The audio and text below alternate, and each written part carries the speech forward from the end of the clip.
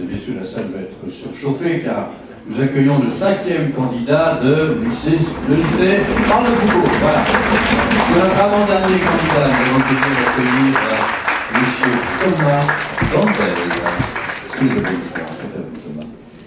Eh bien bonsoir et bienvenue dans T'empêche tout le monde de dormir. Aujourd'hui je reçois différents invités de la sphère politique française, à savoir messieurs de Villepin, Douste Blazy, Philippe de Villiers et Jean-Marie Le Pen. Aujourd'hui nous traiterons d'un sujet actuel. Je suis exposé à tous les vents. Qui suis-je? Je commence par vous, monsieur de Villepin. Que vous inspire cette question? Je crois qu'en tant qu'homme politique, et plus particulièrement en tant que Premier ministre, je suis bien exposé, placé pour affirmer que je suis exposé à tous les vents, à toutes les critiques. En effet, dès lors que l'on mène une existence publique, il est dans la logique des choses d'être soumis à tous les regards, à toutes les pressions, à tous les jugements. Toutefois, l'idée d'exposition induit une connotation négative, comme si l'on n'était qu'un simple animal de foire. Enfin bref, je laisse la parole à mon homologue des affaires étrangères. Très bien, merci monsieur de Villepin. J'accueille tout de suite Philippe Douste Blazy. Philippe Douste Blazy, qu'avez-vous à répondre à cela? En effet, de par ma formation de médecin, oui, il faut savoir, je suis ministre des Affaires étrangères, mais médecin à la base, je souhaiterais aborder la question sous un autre angle. En effet, je me dois de préciser les dangers encourus sur la santé dès lors que l'on est exposé à tous les vents et au froid. En effet, savez-vous que l'on risque une angine? Oui, une angine, c'est très sérieux, en étant exposé à tous les vents. Enfin bref, je m'écarte du sujet, mais je précise que cela était vraiment très sérieux. Très bien, monsieur Douste Blazy, merci pour cette intervention très pertinente, comme à votre habitude. Je laisse place au plus vendéen des députés, j'ai nommé Philippe de Villiers.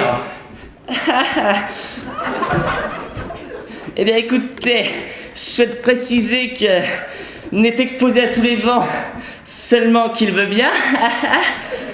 En effet, être l'objet de toutes les attentions est une démarche volontaire si l'on a tant soit peu de raison et d'estime de soi.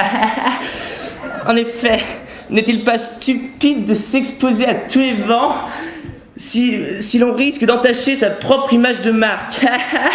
C'est pourquoi je suis fier de mon département de Vendée et de le donner en exemple aux yeux de tous. En effet, pour nos homologues du Rotary qui appartiennent aux professions libérales, sachez dans le département de Vendée, il y a une entreprise pour 13 habitants. Et cela, c'est un exemple et une fierté nationale.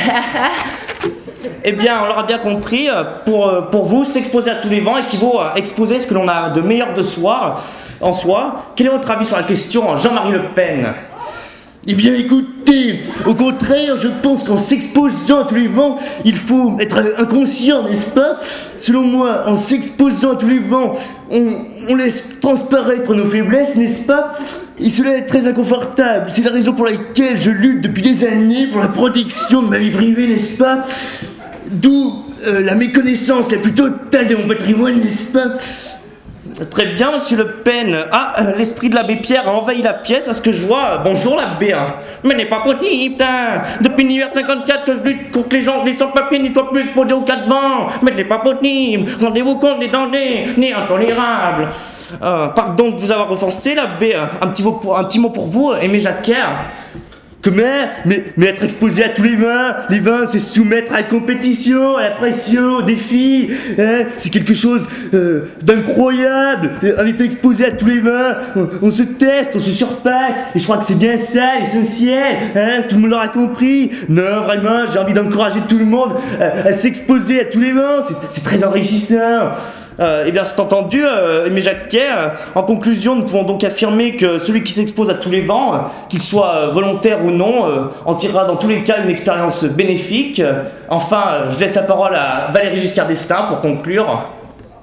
Au revoir. Merci beaucoup.